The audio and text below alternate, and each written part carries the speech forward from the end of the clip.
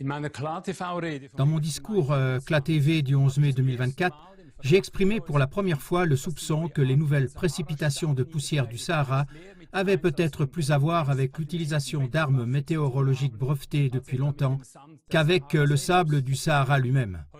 Aujourd'hui, je vous présente un premier rapport d'analyse qui indique qu'à chaque pluie de poussière dite du Sahara, au moins 26 éléments, dont certains très toxiques, nous tombent sur la tête. Mais pas seulement sur la tête, mais aussi sur notre agriculture, sur nos lacs, nos rivières, nos jardins, nos prairies, sur tous nos animaux, sur les populations d'insectes dans l'air, sur le sol et sous le sol. Mais reprenons les choses dans l'ordre. Tout d'abord, je rappelle une nouvelle fois le brevet américain 9924640. Et ce n'est qu'un des dizaines de brevets similaires. Il y est décrit comment des avions Boeing sont transformés pour transporter des charges de 25 tonnes de nanoparticules de type sable à 18 000 mètres d'altitude. La raison? Pour contrôler, manipuler notre météo et notre climat. Ensuite, je rappelle encore une fois le carburant de l'OTAN, GP8, que l'OTAN maçonnique vend depuis longtemps à environ 90% de l'aviation civile, c'est-à-dire à presque tous les grands aéroports du monde. Ce qui est effrayant, ce sont les résultats d'analyse des additifs nommés. En effet, des quantités importantes d'aluminium, de barium, de beryllium, de plomb, de cadmium, de chrome, de cobalt, de fer, de cuivre, de molybdène, de sodium, de nickel, de strontium, de titane, de vanadium, de zinc et d'étain ont été détectés dans ces carburants militaires. Également, de nombreux oxydes de ces métaux et d'autres substances toxiques. Ces résultats de mesure nous ont donné l'idée que des substances similaires pourraient peut-être se trouver dans les nanoparticules de poussière fine semblables au sable.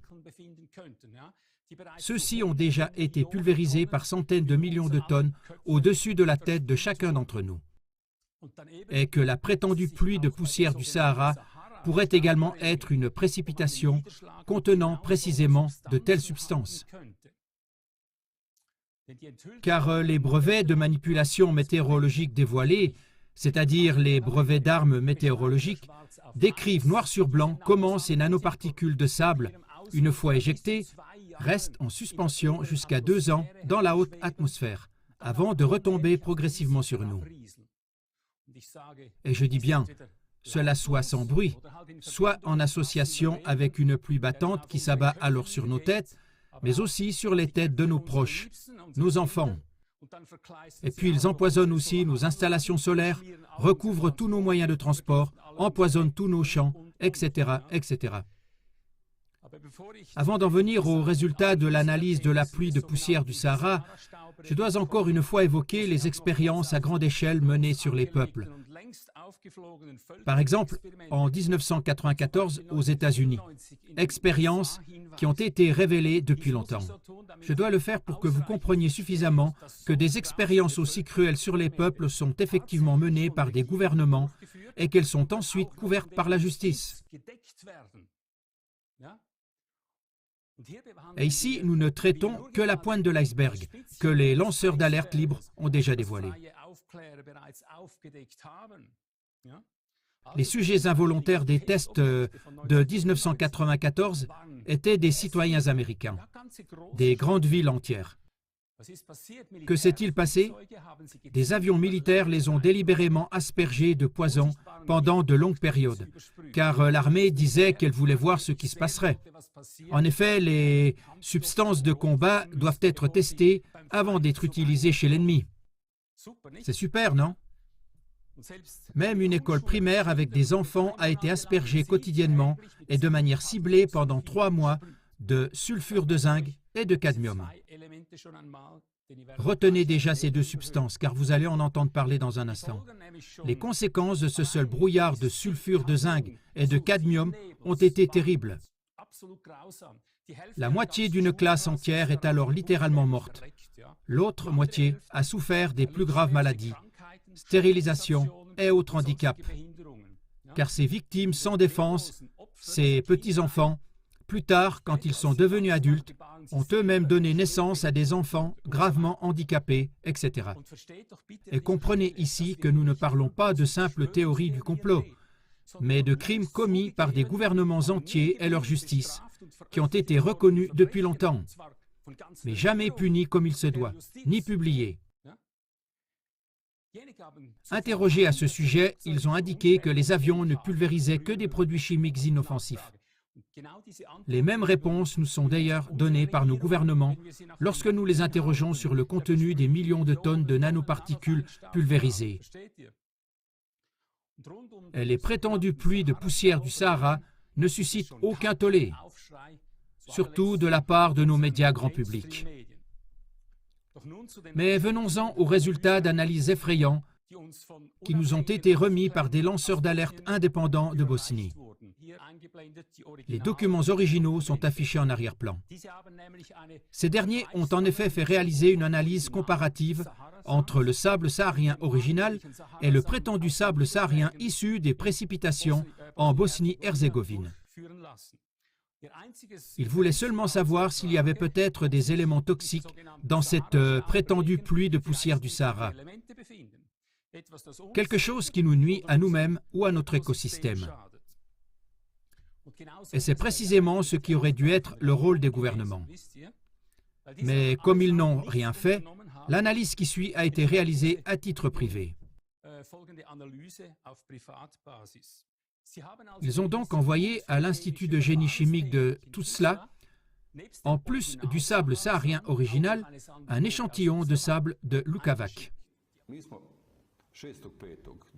Le 6 mai 2022, nous avons envoyé 2 échantillons à l'Institut de génie chimique de Tuzla. Un échantillon de sable prélevé sur les rives d'un lac dans le sud de la Tunisie et un échantillon de sable prélevé à Dobošnica Donija, près de Lukavac, le 7 avril 2022, après la pluie de sang rouge. Prélevé le 7 avril 2022 après ce qu'on appelle la pluie du Sahara. Cet échantillon est d'autant plus important qu'en Bosnie, le vent souffle généralement de l'ouest et que les précipitations à Lukavac n'ont donc pas été influencées par les fumées d'une quelconque industrie ou par des centrales thermiques ou autres. Et voilà. Pas moins de 26 éléments, dont certains très toxiques, ont été trouvés dans la prétendue pluie de poussière du Sahara étudiée. Aluminium, arsenic, bore, barium, beryllium, bismuth, cobalt, chrome, cuivre, fer, lithium, manganèse, molybdène, nickel, plomb, antimoine, sélénium, étain, strontium, thallium, vanadium, zinc, cadmium. Je vous l'ai dit, retenez ces 2 derniers éléments.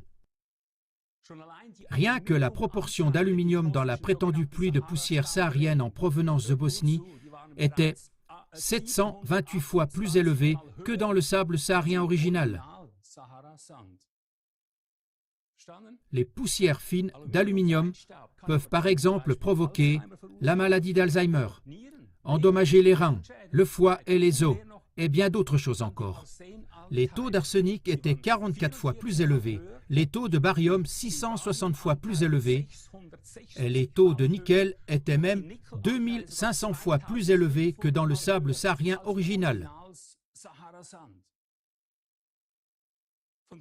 On a trouvé 64 fois plus de zinc dans la pluie dite saharienne, 23 fois plus de fer, etc.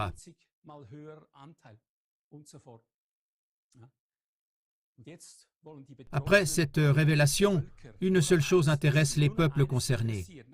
Qui diable permet que ces nouveaux cocktails hautement toxiques soient de plus en plus déversés sur nos têtes? Qui fait exactement ce genre de choses et pourquoi? Quels sont les noms de ces malfaiteurs? C'est ce que nous voulons savoir maintenant. Dans quelle mission et avec quels objectifs ultimes agissent-ils? Étant donné que les analyses présentées constituent plus qu'un simple début de soupçon que l'Europe entière est devenue la cible des pires terroristes hybrides, j'appelle tous nos téléspectateurs à participer activement à la poursuite du travail d'enquête sur cette affaire.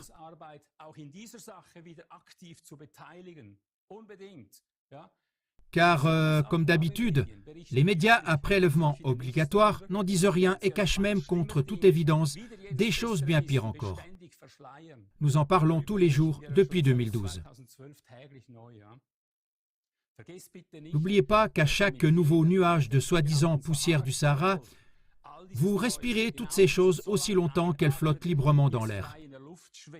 Et ensuite, vous absorbez ces nanoparticules du tableau par tous les pores de votre peau. Vous les mangez aussi avec vos légumes bio. Vous les avalez avec votre eau potable et même lorsque vous nagez, ces trucs vous pénètrent. De tous les côtés, pas seulement par la bouche. N'oubliez pas que l'étendue finale des dégâts et les conséquences à long terme doivent encore être déterminées. Pourtant, rien que les déformations croissantes de nos arbres nous laissent présager le pire. Toute information pertinente peut donc protéger et sauver la vie de notre nature et l'existence de peuples entiers. Pour obtenir une attestation définitive sur l'origine, la cause et les objectifs de cette composition chimique de poussière, il faut un maximum d'analyses supplémentaires d'échantillons de différentes origines. De même, on ne sait pas encore de quelle manière, dans quelle mesure et avec quelles conséquences les éléments trouvés sont absorbés par les différents organismes. Mais je dis, demandez sans relâche aux députés de votre circonscription d'interdire non seulement la pulvérisation des carburants de l'OTAN par nos avions, car ils sont des tueurs de climat et d'êtres humains. Expliquez également à tous ceux qui ne le savent pas encore à quel point nombre de ces éléments précédemment cités sont mortels pour nous. Demandez à vos députés d'informer les peuples sur la pulvérisation annuelle de dizaines de millions de tonnes de nanoparticules d'aluminium jusqu'aux particules fines de charbon. Demandez sans relâche un débat ouvert sur tous ces brevets de manipulation du temps et d'utilisation d'armes météorologiques mentionnés ici, ainsi que sur le génocide insidieux qui en découle. Il n'y a pas d'autre mot pour décrire cela. Demandez à vos politiciens et à vos députés de rendre compte publiquement de l'analyse de la poussière du Sahara dont nous venons de parler. Les originaux sont affichés, chers amis. Enfin, en tant que peuple, nous devons exiger le droit à notre compétence décisionnelle finale jusqu'à ce qu'elle soit fermement ancrée dans toute constitution et que les politiciens élus ne puissent plus simplement s'opposer à nos objections.